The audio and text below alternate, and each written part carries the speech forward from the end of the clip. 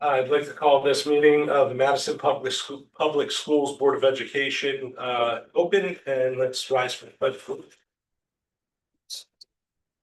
Pledge allegiance to the flag of the United States of America, and to the republic for which it stands, one nation, under God, indivisible, with liberty and justice for all.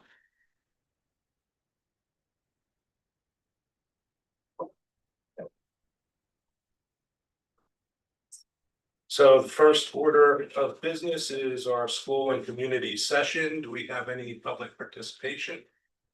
So Online? so the Board of Ed welcomes public comment at our meetings if you're joining us in person or online. Online, we ask you just raise your hand if you'd like to speak. You please identify yourself by name and address, and comments are limited to 3 minutes. It should not be expected that the board or administration will respond, but the member of the public may be contacted for follow-up. We do not have anyone in person. Is there anyone online who would like to speak? If so, please raise your hand. Okay, thank you. Thank you. All right, and next we move on to our Board of Education student representatives reports. Grace and Kat. Okay, so we have a pretty big update since it's been a few weeks since we last met. A few schedule changes on Wednesday. So tomorrow we will have Wellness Wednesday, which gives students an hour away from academics to reconnect with the student body. I really value Wellness Wednesday because I don't have a lunch. So it gives me the opportunity to reconnect with my friends, see how their weekend went, things like that. And then next Tuesday, February 3rd, is going to be a half day due to parent-teacher conferences. And during the day, it's going to be a career fair, which Miss Coyle has organized with different employees across Connecticut. It's mainly geared towards the junior class, but it's open to the senior class as well. They get exposed to different paths. And then on February 14th, during advisory, a cell phone survey is going to be sent out to high schoolers regarding their opinion on cell phone usage during the school day. And that survey, I believe, has also been sent out to the parents for their feedback. And then on Wednesday, tomorrow, I believe, is the orchestra concert at 7:30. And then on January 10th and 11th was the Vibe Cabaret. It was completely sold out for all 3 shows, which is really exciting. But I went, it was such a treat. It was really engaging. They spent so many time and resources into that performance that it was definitely really rewarding to watch. And then a few students have been working on creating a World Language Honor Society at hand. It will be the only other honor society aside from National Honor Society. And it's aimed to give recognition towards students who really prioritize global learning and being proficient in a second language. And then Mr. Salutary said that I had to share this with the board. But a few months ago, I mentioned that I was a semifinalist for the Coca-Cola Foundation, and since then I've progressed as a regional finalist. So now it's thank you. Thank you. It's down to 250 students nationwide out of an original 107,000. Wow. And there's actually only 3 from Connecticut. So I interviewed on Saturday, and I'll hear back during the first week of February, but definitely honored to be recognized this far. Thank you. Okay. So great. Really wanted to brag, right? Yeah. But that is awesome. Congratulations. Thank you. The school counseling department has been really busy. They've had a lot going on they have 15-minute meetings with all of the students from 9th to 11th. You guys don't do this anymore because course selections, they don't have them anymore. That's my last one. But each counselor meets with their student for 15 minutes just to talk about what courses they're interested in, what courses they want to take, what kind of credits they have to fulfill for graduation, as well as just having your teachers sign off on things and having your counselor sign off. So everyone will be all set to go by this Friday. Actually, they're due, so I have to get mine in. I'm happy about that now. And then each counselor also meets with the junior class. We have junior meetings. Those are an hour long with parents and the their child or the guardian. And you just go over any type of plans for your future, talking about senior year as well, again, kind of going over credits. I just had mine recently. It's definitely scary to think about, talking about college or any plans I have for the future. Really put everything into perspective, how like things are moving so fast. So I know a lot of juniors found those extremely helpful though. And so that has been really busy. And all of the counselors have actually all gone over to Polson as well, more than once, to talk to the 8th grade class about course selection, and which was a really unique opportunity because all of the 8th graders were able to ask the counselors at hand any type of questions they were wondering about taking their classes, what type of credits they would need, and all of the classes that are available at hand that would be, in their interests.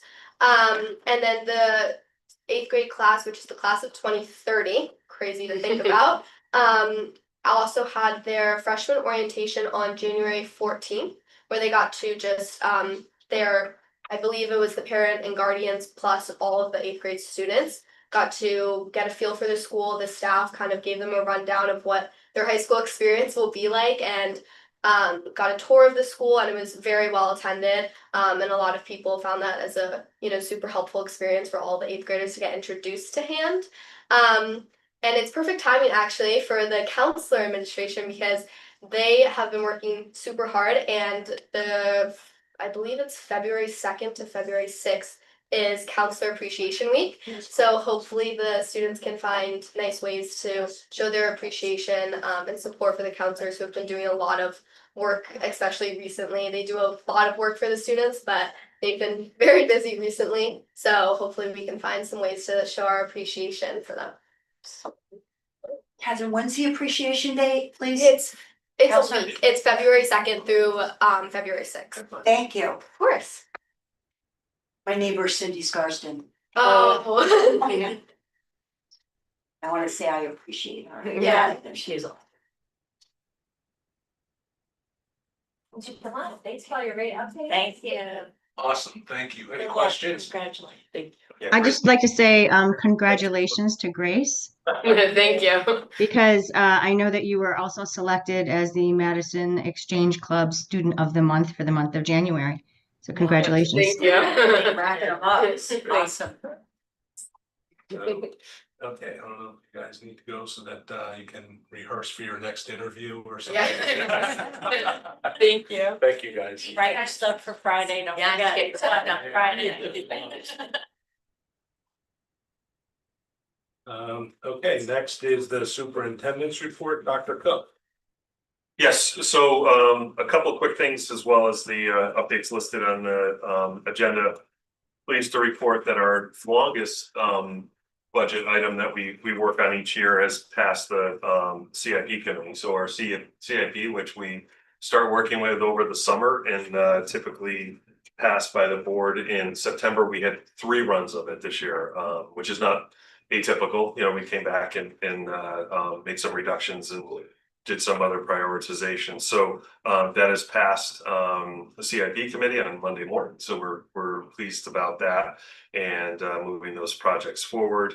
Also want to point out that the facilities committee on March 24th will feature a very detailed report on the Polson construction update. So that is one of my updates. So we'll start sharing more information, but Ben and Peter are planning to be there on the 24th to share detailed updates on the Polson. And I mentioned that too, because even though the work is not starting till May, we have disrupted some traffic patterns by having construction materials delivered to the school, and Catherine Hart communicated that to the families. And everything's been going well on that, but it's exciting to see that work to start to progress, and it's going to be a great project for us. There is a part of the website that tracks that information. So if you want to send anybody to that, it's on our main page, and it's also accessible through the Polson site. So you can see what's happening in that Polson, and we'll update that with pictures as we go, because there's pretty major construction happening, obviously in the auditorium and then throughout the building to bring air conditioning, and then in the field house gym to also bring air conditioning there and a modernized gym facility. So very, very exciting project. That's the third leg of our past referendum from years ago. So that's really, really great to get to that point. I also wanted to share, as our students did, the cell phone survey has been sent out. We're asking all parents in the district to complete one for each of their children.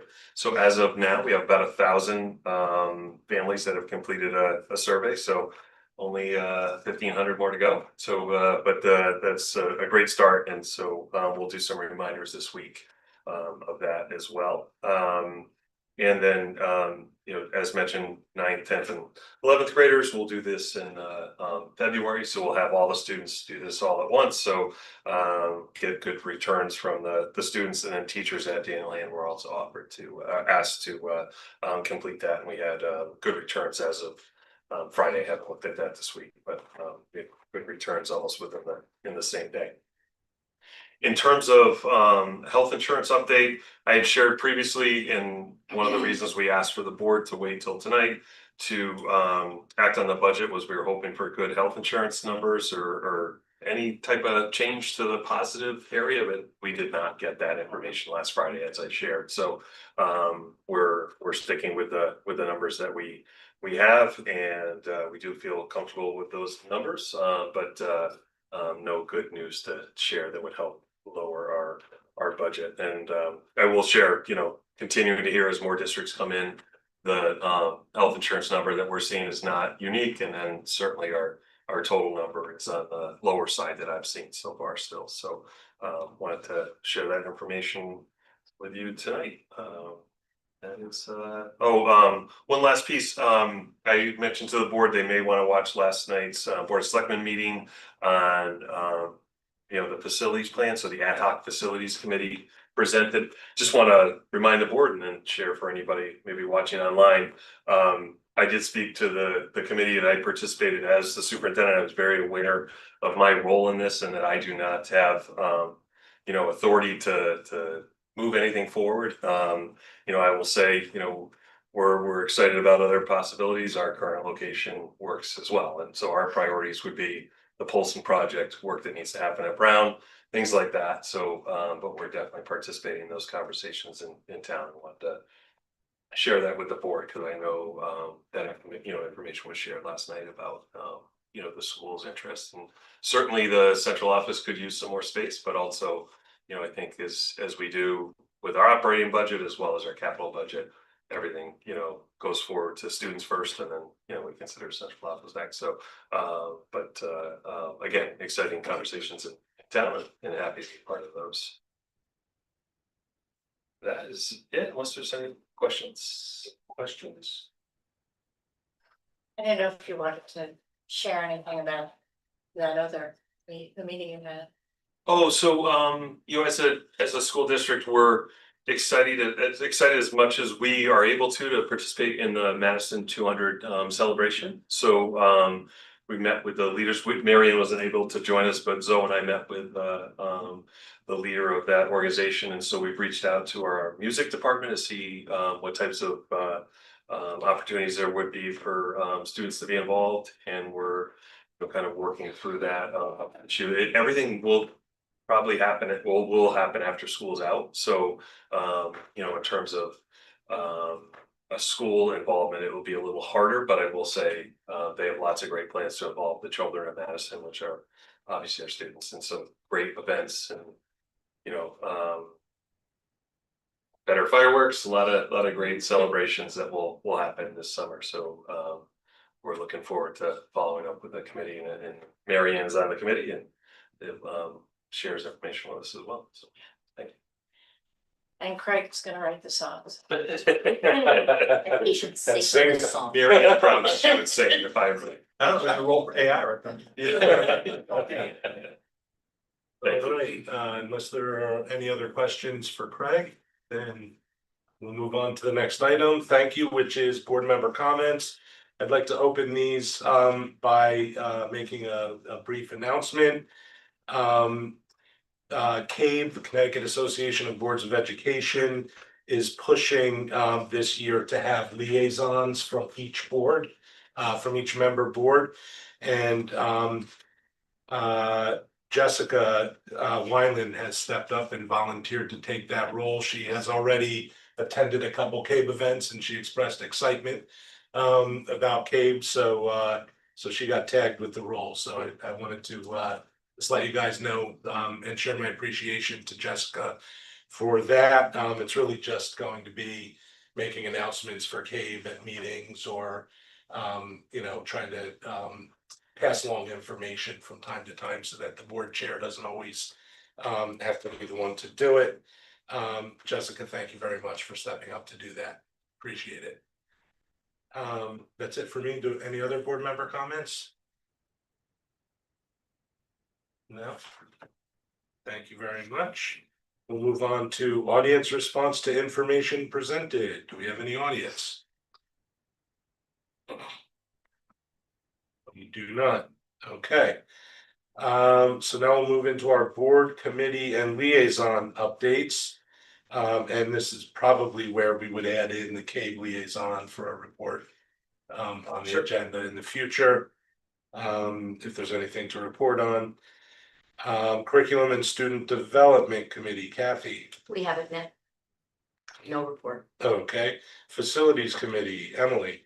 Same, we've not met, no report today. Okay. Finance Committee, Galen. Ditto. Personnel Committee, Maureen. Same. Same. Yeah, it's that time of year, like all the meetings slow down. Policy Committee, Diane. No report, have not met. Okay, thank you. Boy, that's a quick committee report. Learn Liaison, Galen, has there been a meeting? I have a 16-page report. We have not met. We have to fill in time. Right. Okay, well, why not keep a perfect record? There you go. Okay, so then we move into our action item part of the agenda. And tonight, we have the solemn duty to carry out one of our most important tasks, and that is to discuss and take action on the 26-27 recommended budget. Do I have a motion? I guess, do we want to, I'll ask for a motion first and then we can discuss. Do I have a motion to approve the 26-27 recommended budget of $67,589,794, which represents a 4.24% increase in spending over the previous year? So moved. By Emily, thank Second. you. Seconded by Kathy, thank you both. All right, discussion. Any discussion? Yes, we have Diane who's online. Diane, go ahead. So, as I brought up at a previous workshop for the budget, I really think that the budget is pretty tight, but we know that this is a bigger increase in the total overall budget line than we've had in years. And, I think it's our duty to try to make it as lean as possible. And, I think we have gone through a lot of the different line items of the budget, and there's not a lot of wiggle room. But I feel like any attempt at reducing the budget that we can do with good conscience, we should. And so when I look at the AP line item, we had, I'll review the notes from the last meeting that we had. The first year that we did AP prep, the pilot year was 22-23, and the administration requested 30,000. We approved 15. I forgot what we actually used that year. I think it's in our packet, but I just don't have it. We used 75.68, which means we didn't use 74.32. Then the next year, which was the 23-24 year, they requested 15, and we approved 15, and they utilized 91.74. Unused was 58.26. So that was a pretty good usage year. That was the second year of the program. Then the AP prep for 24-25, they requested 30,718. We approved 15. They utilized 7,403, which is down a couple thousand from the year before, which means unused was 7,597. So the AP prep for this year, 25-26, they requested 15. We approved 15, and we will see after this spring what was utilized. So I have some thoughts about this program, and we already talked about some of the constraints on it, about how it's difficult to get all of the AP courses covered in the AP prep. It's not something that the teachers are required to do, that they do if they can, if they're able to make the time for it. I know that a lot of the teachers do. And of course, there's going to be, time constraints on the students for utilization as well. So there's many factors, right, as to why it's not being completely utilized. And, again, I would say I completely support this program. I wish we could have it more consistent for all of the courses for the students. And I have some thoughts on that, but it's not like really budget related, but I'll get to that. So looking at the usage and looking at the overall budget, and I know that Seth had said in our previous workshop, like by reducing it from 15 to 10, is $5,000 really like that significant? Is it going to make that much difference? And I would say, if the town said to you, well, you can pay like $100 less for your taxes this year, does it make a huge dent in what you pay? No. But is it always nice to not pay as much as you were? Yes. And I feel like it shows that we've really dug deep, trying to find even a small cut where we can. And if the usage is huge this year, we could probably find a line item transfer to cover if it goes above and beyond. Although I know Dr. Cook did say that they will never try to go over what is budgeted, but I think it's, well within the limits of what they've been using historically. I would love to see the program expanded. And although this is not a budget, like would not impact this budget, I have thoughts on that of maybe we could,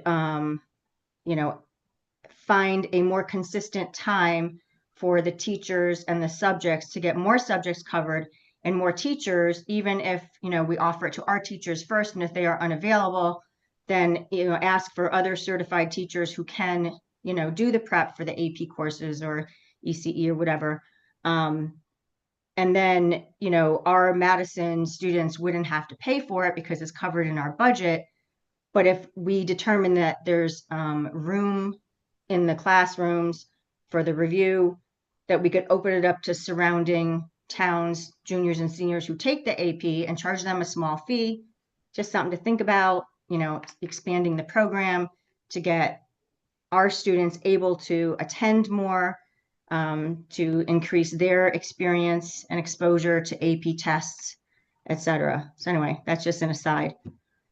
But I do know that in the past, having gone through this budget 6 times, the budget season, I do know that the Board of Finance feels that sometimes, I think I've been accused of by some people that the Board of Ed is not really doing any cuts. They're sort of like rubber stamping the budget that comes from the administration. And I would say that we don't do that. But when we don't make any cuts or attempt to make any cuts or say, well, let's just wait for Board of Finance to tell us what to do, I feel like we're not being responsible. And so if we can make any cuts, I feel like we should. So I am asking for a $5,000 cut in the budget line to remove that 5,000 from the AP. Thank you, Diane. Any responses to that or any other discussion points? I mean, I'll say pretty much what I said at the workshop when this came up. The AP test preparation program has been wildly successful, maybe not in terms of, full usage of the allotted resource that we make available through the budget, but definitely in terms of results.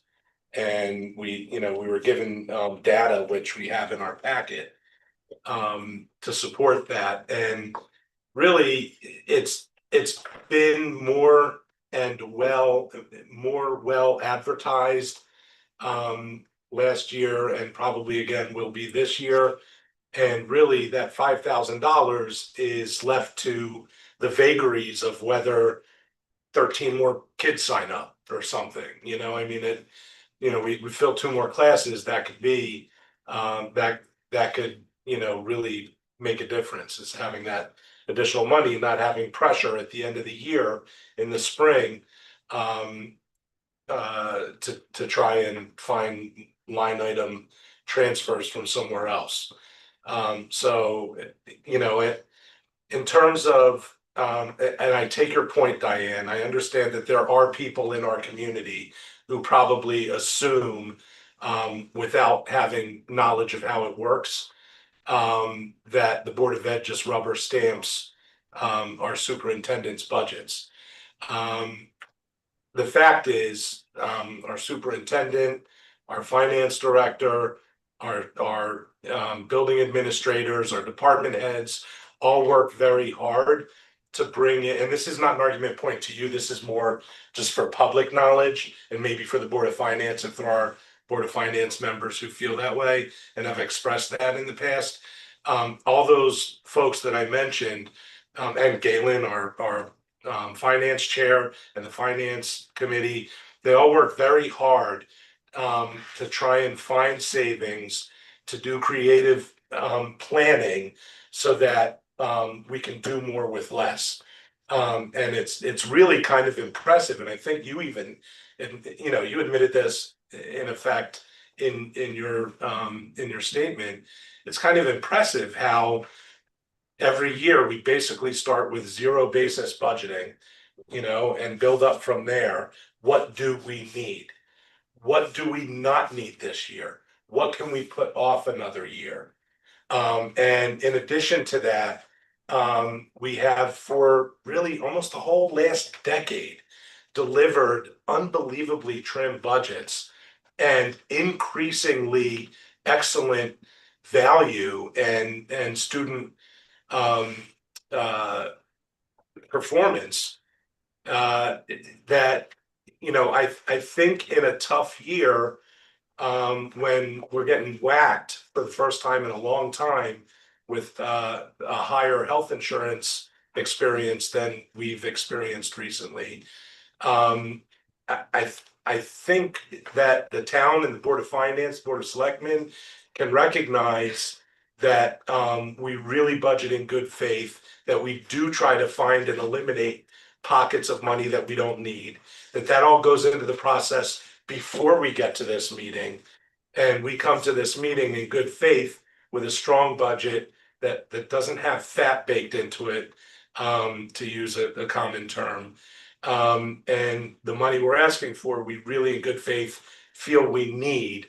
And then again, at the end of every year, because we run such a good ship, we even, we may end up with money at the end, but that's only because we're keeping our eye on the ball and finding additional ways to save along the way. And truth be told, if you cut it too thin, and we have to run, every month for a special appropriation, I could see the taxpayers of Madison getting very tired of that. We've delivered great value. If we do get cut, I have no problem with looking at that particular line item and saying, well, okay, maybe this isn't the year that we can afford it if we have to make uncomfortable cuts that cut into program for students, educational program. But that might be a good first place to start. But I would rather throw our good faith at the mercy of the Board of Finance in this tough year with our explanations as to how we got to where we got, and let them make a determination if they agree or not, and hopefully they will. That's my feeling on it, and to just cut by $5,000 for the sake of saying that, you know, we should show good faith that we've cut. I think we already show good faith by coming in with good budgets all the time, so that's my feeling. If there's anyone else who wants to say something, and then I'll get back to Diane. I agree. And then Diane. Well, as always, I think Diane makes great points. Generally, we only ask for what we need from the Board of Ed. I think that's evidenced by the fact that our budget requests or increases are far below neighboring towns and comparable districts. The proposed increase of 4.24%, of that, about 3.75% is contractual increases. So the discretionary aspect is maybe 105,000 or so. So from that perspective, you could say, well, cutting 5% of, that would be a 5% cut of discretionary income. That's certainly not nothing when you look at it from that perspective. I mean, on the other hand, 5,000 plus or minus is very small. So I think if we have additional demand, we'll always be able to find the funds for it. I guess I would prefer to keep the 5,000 in, but if it's 5,000 cut, I'm okay with it. You know, I think the first three facts kind of frame it. I agree. But don't you think by putting it out the way it is, we know everybody worked hard to get where we got on it. Mhm. And then just what Seth said, when you go to the town, if we need to then cut back, that would be one place where we could look to see if we need to, the town wanted us to cut. I do want to get back to Diane. Thank you all. These are good comments, all of them. So I would just make the point that when we started with the non-lapsing fund, in 23-24, we returned 141,000 and change, and then dispersed 121 for the Brown School pre-K conversion. So if you look back, and I don't have all the numbers, and I don't think it's really necessary to have all the numbers, and we all know that we can't go over budget ever. That's a known. But every year we have extra. And it's usually, I think, about, if I remember correctly, between like 120 to 200,000 extra that either we decide to put in the special education fund, which I believe currently has 350,000 in it, which we don't touch because that is for like emergencies during the school year for special education specifically. So I get that that's a very good place to put extra funds, but we did use other funds that we put in the non-lapsing fund, and we used it for other things. And I believe the most recent one was the baseball fields. So knowing that every year we have anywhere from 120 to 200,000 extra that we put in these funds, removing 5,000 now, I don't think is such a huge stretch to say. And again, I would say, I would hope that, you know, the Board of Finance, after hoping that they watched our meeting or know that we discussed, you know, would take into consideration the fact that if we decide to remove 5,000 from the budget, and like Galen said, you know, the part that of the 4.24% that is contractual is, I believe, 2.18, and then the health insurance is another 1.83, which leaves 0.23% that you could actually do something with, right? But we have other expenditures that the cost went up. So when you look at 0.23% of the total budget of 67,589,794, that's 155,456. So taking 5,000 from that, to Galen's point, does look like something. And it is something that we can do comfortably, I think. And based on the history of the AP prep, I don't think it's going to hurt the program because it's not in full utilization. It hasn't been from the beginning. And in fact, you know, last year's was even like what, half? So you're talking about, you know, unused funds of about 7,500. of the 15 that we allotted. So we'll see what it is this year, but I'm guessing that we'll have extra from that too. And my guess is it'll be over 5,000. So maybe it'll prove me wrong. I mean, I certainly don't want the students to not use it. I would encourage all of them to use it, but I understand there are constraints to the program. I just think in good faith that we should reduce it 5,000 and not leave it to the Board of Finance to tell us, you got to make some cuts. I strongly feel that they're going to come back to us and say, you need to make more cuts, because I don't think, our taxpayers want an increase. Nobody really wants an increase, but, and I'm not saying that this budget is by any means, fat, or certainly not. Our administration has always been very lean with the budget. Then they didn't ask for wants, they asked for needs, and we appreciate that. But that doesn't mean that we shouldn't look for some cuts. And I think, if we do decide to take 5,000, which I think we comfortably can, that the Board of Finance would also take a look at that if they decide to ask us to reduce more, knowing that we reduced some. And I think it's our responsibility, if we see something that is not being used, to cut it. I'm not comfortable cutting it for a variety of reasons, but I also recall that there were things that you would have included in this budget, right, Greg, that you didn't, which tells me that this very small amount towards the AP test prep you see as valuable. And I mean, you could have chosen the other things, right? So there's a reason you included this and not other items.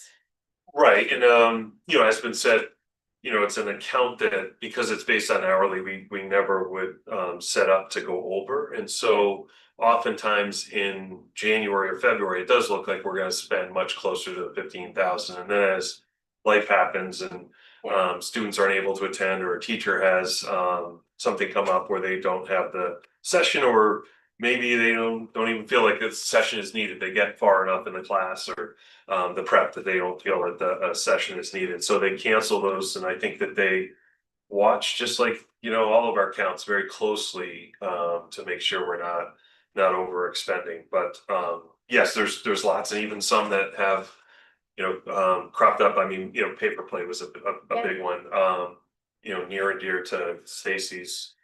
In my heart right now is our snow budget. I had shared prior to this storm, we were over budget on snow.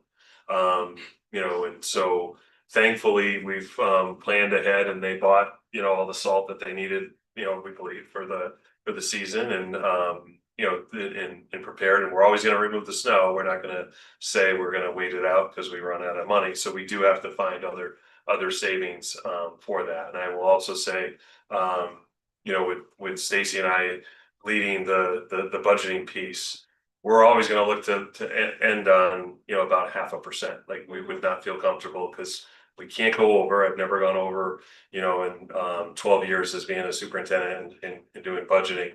We're not going to go over. So it's always going to land, short of that. And I think that's the right way to budget. So we make tough decisions, or we hold off, we don't approve purchases, we freeze POs at certain times to make sure that happens. And then, we look at the end of the year when we know, because what we have really in our head that could happen is we could feel that we're landing very close to zero on June 30th. And then there's a bill that was unexpected, or electricity was higher than we anticipated. And suddenly we're short. And it might not be short a lot of money, but that still triggers a process where we have to go back and ask for funds. And we don't have a credit card to whip out and pay for it and then just pay it off next month. We would have to go to the town and ask for $5,000 if we were over $5,000. So we just never want to be in that position. Very well may happen. There could be things that happen, for our school district, that we could be in that position someday. And I know other districts, certainly are find themselves in that position. And doesn't mean that, we're any better at budgeting than them, than they are. But it really is something we watch, very closely, and hold our administrators' feet to the fire to stay within their accounts. I think that explains partly why you see some that are lower, and then you see some like transportation or snow removal that are gonna be higher on years based on just what's going on that year. So things out of our control, but that allows us to transfer monies, to cover those costs. And not have to ask the town. Any other comments? If not, I have a procedural comment. I think Diane does. Oh, Diane, go ahead. I'm sorry. Jessica was first. Oh, okay. Oh, Thanks, Diane. Thank you. That's good. I just a couple of comments. I think we all take our job as being good stewards of financial resources, very seriously. But I also think it's important to zoom out a little bit. And based off of the data I was able to pull on the number of households from the most recent census data, this $5,000 amounts to about 72 cents per household as an increase in taxes. And to me, it seems like as a taxpayer for an additional 72 cents, I would rather decrease the administrative burden, transferring money around and know that our students have access to this money should they need it.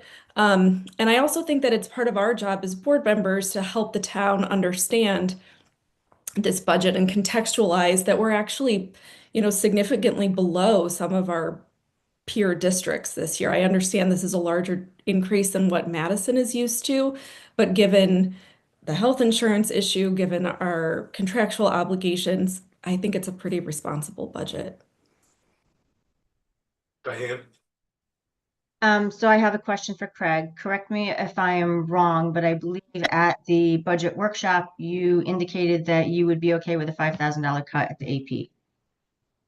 Yes, I indicated if you needed to cut, if that was one area that you felt you needed to cut, that would be something you would do. I mean, we'll strive again, even this year, whatever the outcome may be, to try and spend up to the 15,000.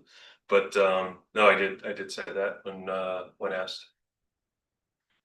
Okay, so procedurally, we have a motion on the floor that's been made and seconded to vote on the budget as presented. In order to remove $5,000 per Diane's suggestion, I would need a motion to amend and a second to that motion. Then we would discuss that and vote on that. So here's your opportunity, Diane. So I would make the motion to reduce the budget by 5,000. I'll let you do the math.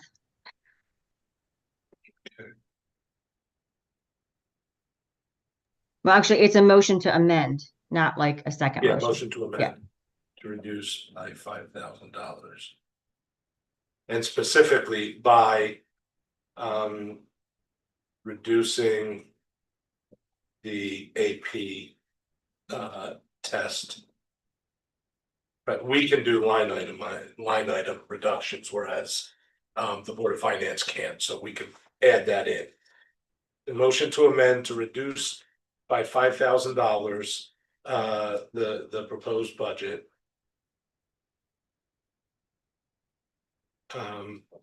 By reducing the AP test prep line in that amount. Motion is made by Diane. Seconded by Lisa. All right, so open discussion for what we have been discussing Just a already. motion to add it, or is that a motion to vote on it? Motion to amend, to add it, Right, okay. to amend it, and then we Right, vote on right, whichever version. If this passes, we vote on it okay. with 5,000 fewer dollars. Okay. If it fails, then we vote on the budget as presented by the superintendent.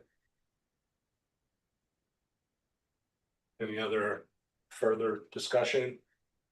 We don't need to necessarily beat the horse. So, all right, And so I'll just say, I think it's a good budget as is. It's $5,000 is not a deal breaker for me. It's just.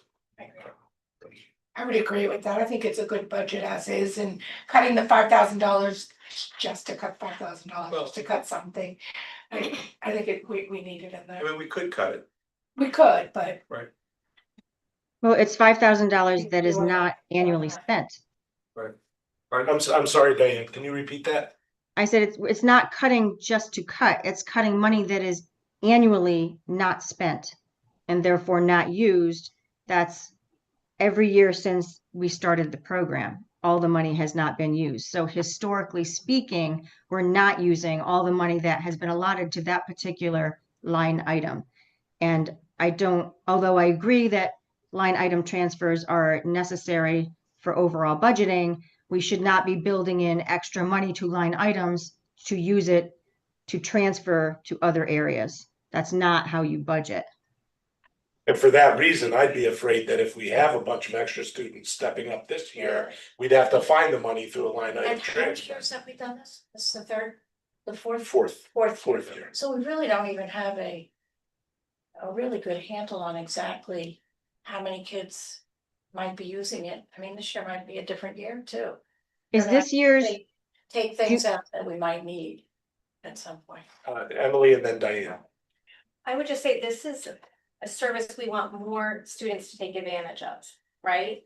And so it benefits the students, it benefits the district for students to take advantage of the service. So maybe we haven't had full utilization in the past, but I think we can continue to look to increase utilization of this benefit for students. I don't have the numbers, but I would ask, so looking at this year's juniors, they would be next year's seniors that would possibly utilize the AP program. Historically speaking, less seniors than juniors take AP courses and sit for the AP exam. So the utilization of the AP program is in preparation for the AP exam given in May typically. So this year's junior class, whatever the utilization was of the juniors, I would expect to be less as seniors next year. So then we would be looking at the current sophomores to see what do we expect their utilization to be. Is the sophomore class currently total numbers less than the junior class this year?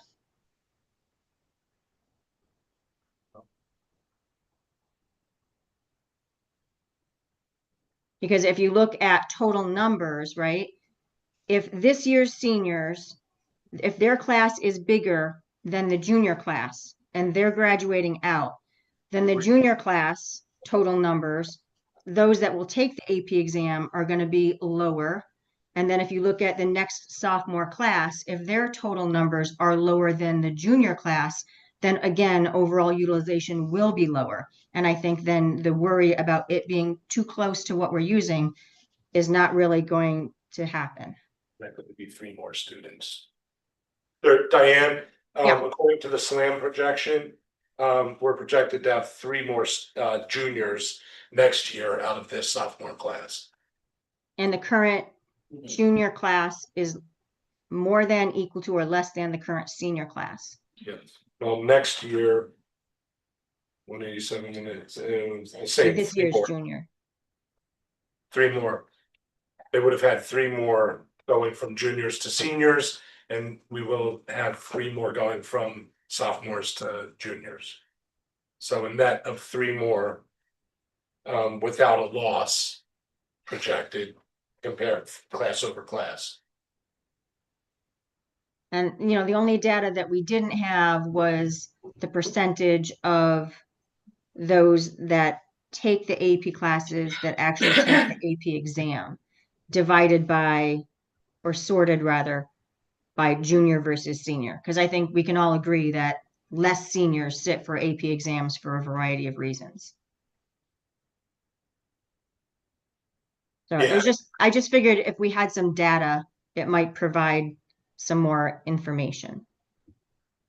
Well, the data we just looked up together shows more or less no change, except for a tiny bump of 3 additional students that are expected to make up the pool of the larger group of kids that may take AP tests next year. For what that's worth for anybody's personal feelings on the motion. All right, I think let's call the question on the motion to amend. So again, this is a motion to amend to reduce by $5,000 the proposed budget by reducing the AP test prep line in that amount. So if you're voting aye, then you are voting to reduce the superintendent's proposed budget by $5,000. And then move that forward to the board vote with a reduced budget amount.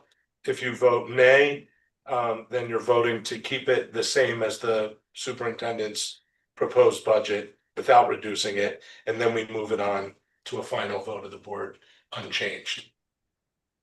All in favor, aye. Aye. 2 ayes, all opposed, nay.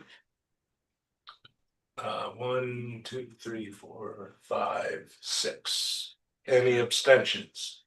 1, okay, so. 2, 6, 1. All right, so that amendment fails.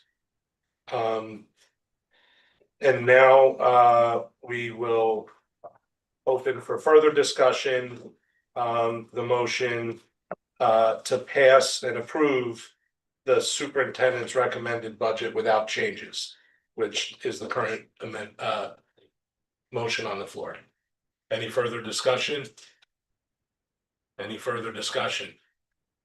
Seeing none, all in favor of approving the 2026-2027 recommended budget of $67,589,794, representing a 4.24% increase in spending, say aye. Aye. I, One, keep your hands up, please. 1, 2, 3, 4, 5, 6, 7. Any opposed? Any abstentions? 1 abstention, okay. Do we have 9? Are we missing someone? No. Lisa. Lisa, You miscount? Wait a minute, I didn't understand that, Seth. I thought when we did the first vote, I said yay. Yes. to the $5,000. To the $5,000 cut, that right. failed, that amendment failed. Right. So then we were voting on the unchanged budget. Because that was a motion to amend the budget, that failed, so then Okay. we were voting on the budget as presented to us by the superintendent Okay, in the full amount. okay. I think So- you need to call the You- vote again. I'm sorry? Because Lisa, did you vote the second time? No, I didn't. Okay, Yeah, so you gotta wanna call the cast vote your again. now? Yeah, How would you like to vote? can I abstain? Sure, you can. Thank you. Okay.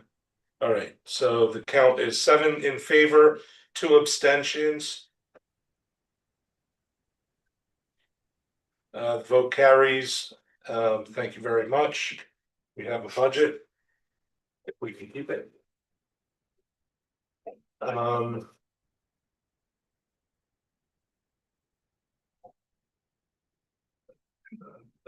just need to record this appropriately.